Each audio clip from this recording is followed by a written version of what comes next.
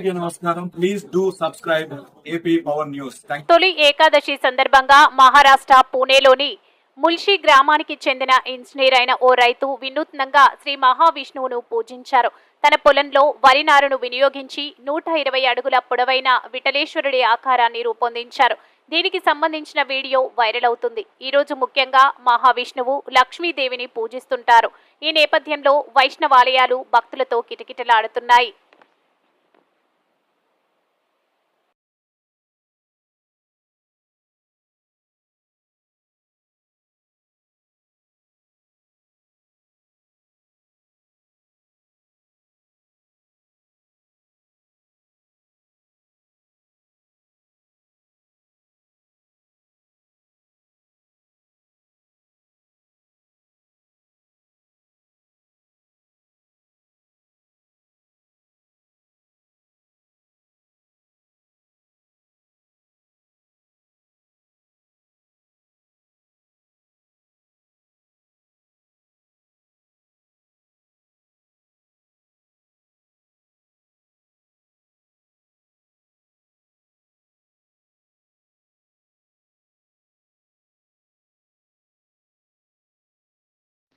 Please subscribe our channel AP Power News.